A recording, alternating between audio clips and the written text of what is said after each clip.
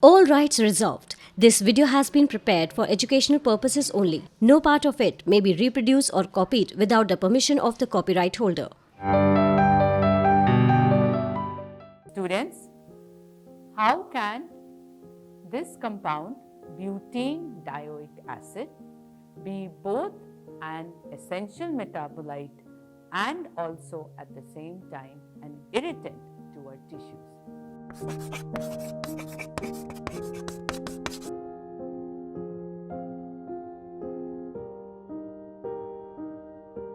Hello, I'm Dr. Sujata Sengupta and welcome to the SChand Academy. If you want to learn more, please refer to the books by SChand Publishing, the link for which is also provided in the drop box below. The reason why butene dioic acid can have two properties, essential metabolite and become an irritant, is because the atoms surrounding the double bond in butene dioic acid show a difference in their spatial orientation. Butene dioic acid actually exists as stereoisomers, which are known as cis-trans isomers or geometric isomers. The cis isomer for butene dioic acid is known as malic acid, and the trans isomer is known as fumaric acid. So, let's begin and let's learn some more about the cis-trans isomerism, also known as geometric isomerism. So, first we know we have stereoisomers. Ab stereoisomers kya tha?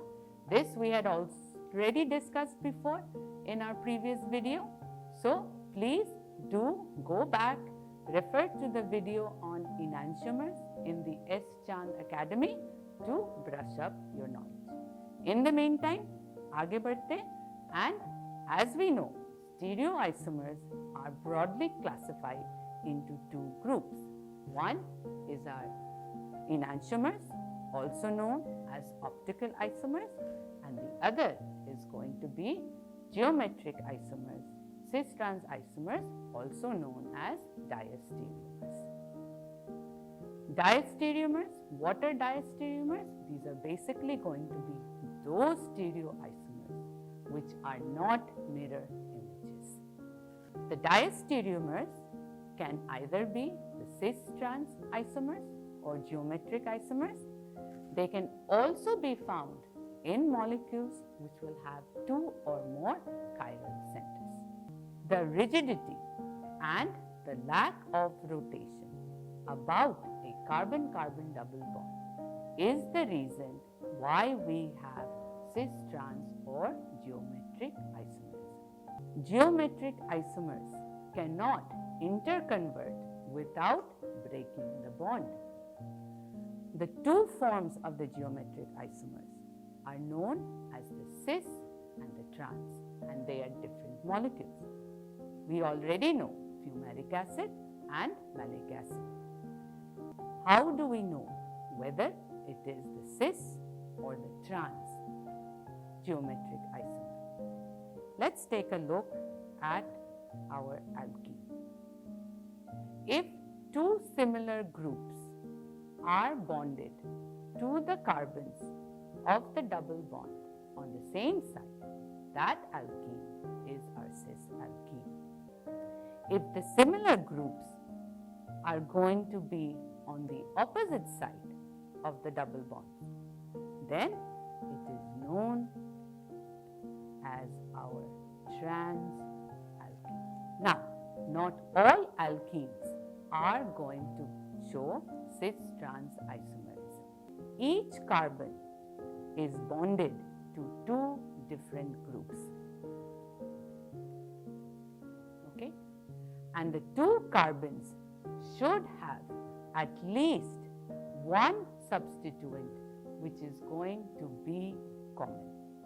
If either of the carbons of the double bond is bonded to two identical groups, then that alkene does not show cis-trans isomers.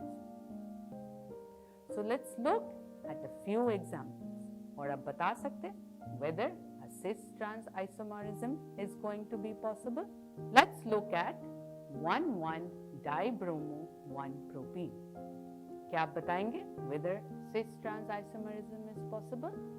Yes, you are right.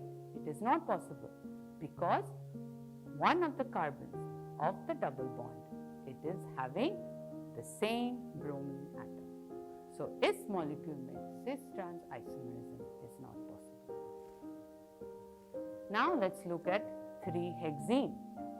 3-hexene, is it possible to have a cis and a trans form? Absolutely, because all of the atoms that are bonded to the carbons of the pi bond, they are different. And so, we can have the cis 3-hexene and we can have the trans 3-hexene. Cis and trans isomerism is also possible, students, for cyclic alkenes. Cyclic alkenes क्या है? Where you have the alkene present in a cyclic structure. So, for cycloalkenes, which has up to 7 carbon atoms, you will always, the double bond will always have a cis form. The trans isomer is just too unstable to exist. But for larger rings, that is cycloalkenes, which contain more than 8 carbon atoms, for example, cyclodecene, here we can have both the cis and the trans. Why?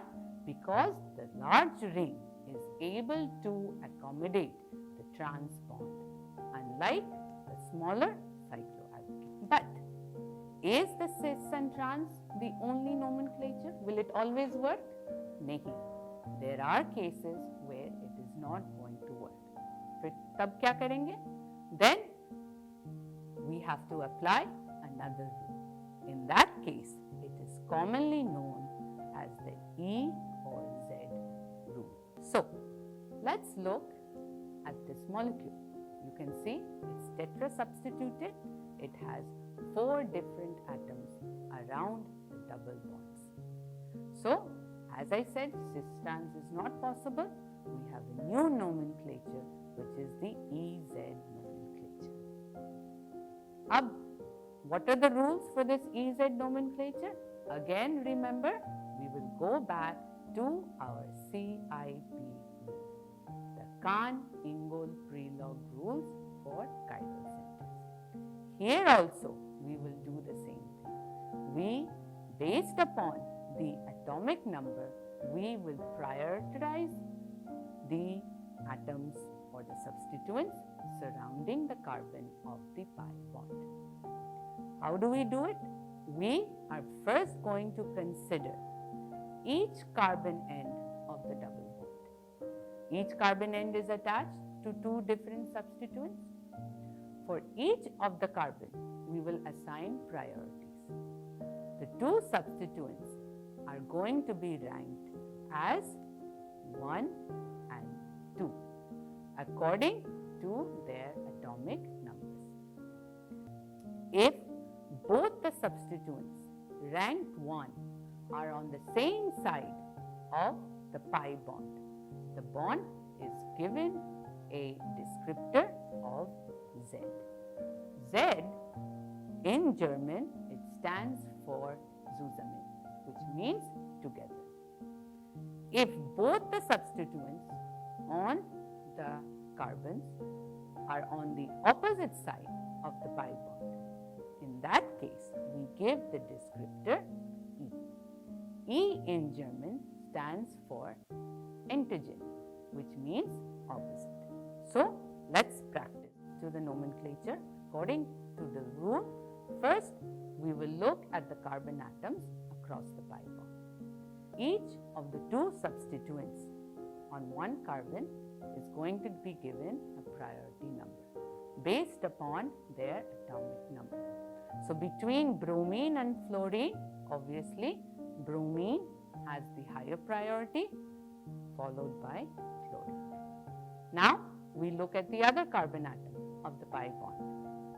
Between chlorine and the carbon of the methyl group, yes, chlorine has higher priority compared to the carbon of the methyl group. Now you can see that both the highest priority group along both the carbons of the pi bond are going to be on the same side of the pi bond. So how will we denote it? We will give it a descriptor of Z. So this is our Z alkene. But if this was my given alkene, again, let me give the priority numbers. Bromine 1, chlorine 2, chlorine 1, methyl 2. Now, here what can I do? Again, what do I notice? That the two highest priority groups are on opposite sides of the double bond. So, let's take a break, but like always, before we take a break, I'll give you a short question. I have a molecule for you, 1 bromo, 1 chloropropene. Can you work out the EZ nomenclature for this molecule? मैं Dinesh Ahuja SChand academy से आप लोगों के chemistry के जो मुश्किल topic हैं inorganic chemistry खासकर उन्हें आसान करने आपके पास आ रहा हूँ जल्द। तो मेरे वीडियो अगर आपको पसंद आते हैं तो ज़रूर उनको लाइक, सब्सक्राइब और शेयर कीजिएगा।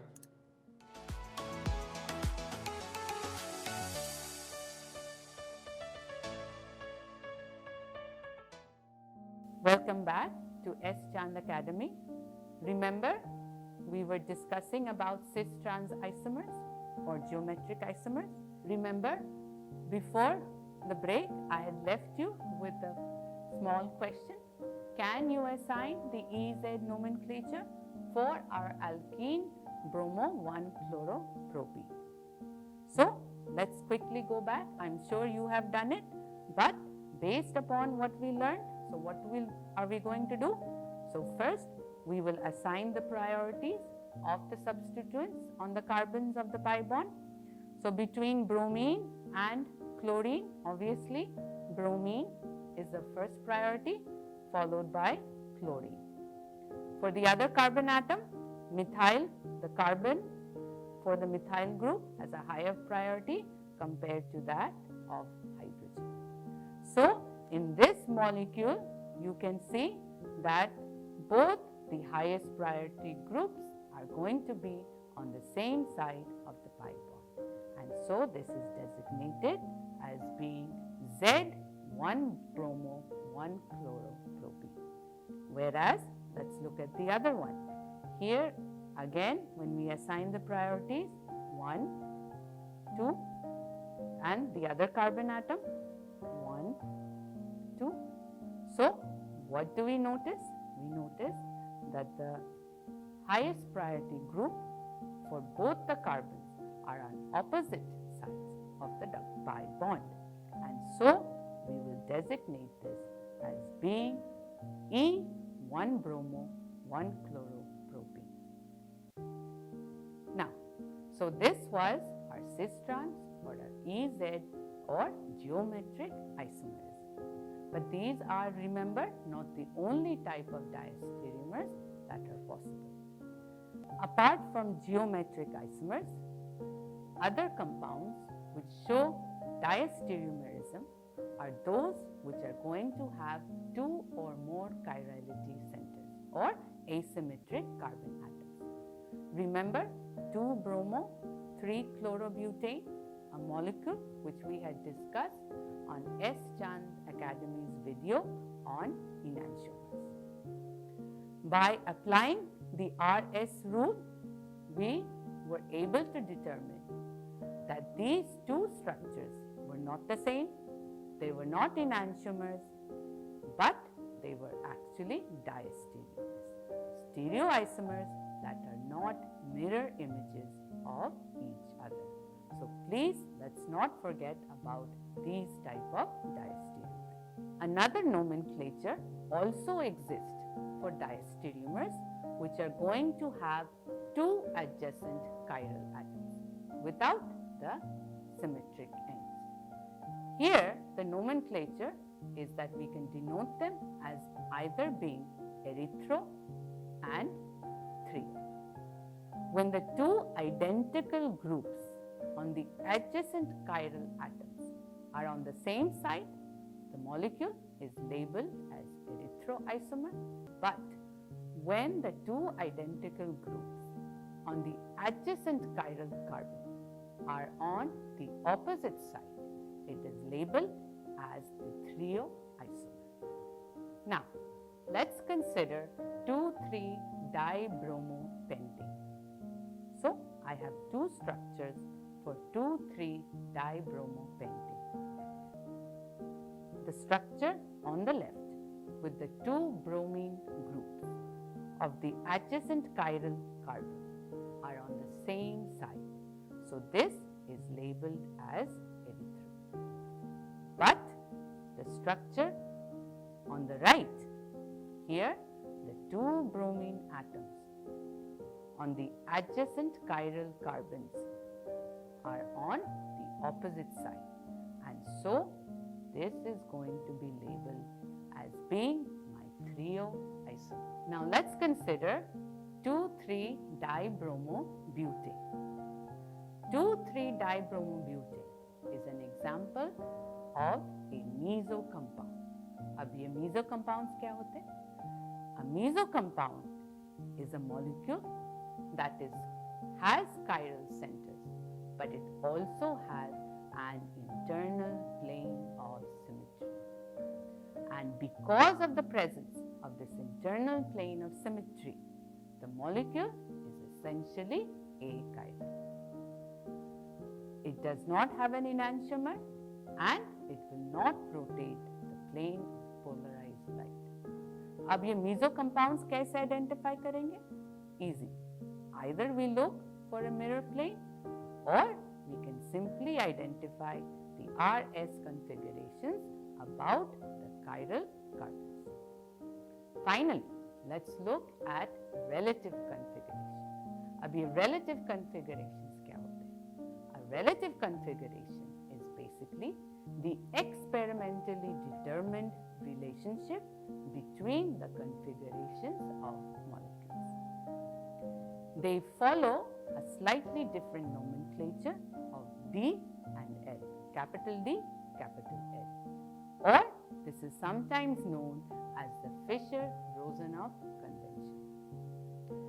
This type of naming, it is mostly used for naming the sugars and our amino acids.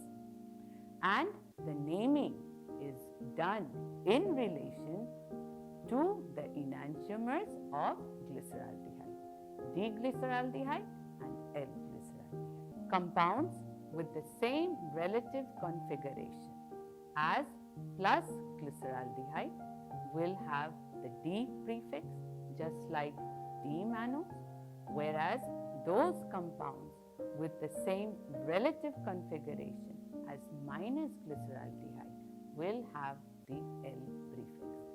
So based upon this DL system, all naturally occurring sugars are our D sugars and all naturally occurring amino acids are L amino acids. So as we come to the end of this lecture on diastereomers, I hope you found it as interesting and fascinating. If you have any more doubts, please do refer to the books by SChand publishers, the link to which is provided to you in the drop box below. If you've enjoyed this video, then please like, share and subscribe, and thank you for watching.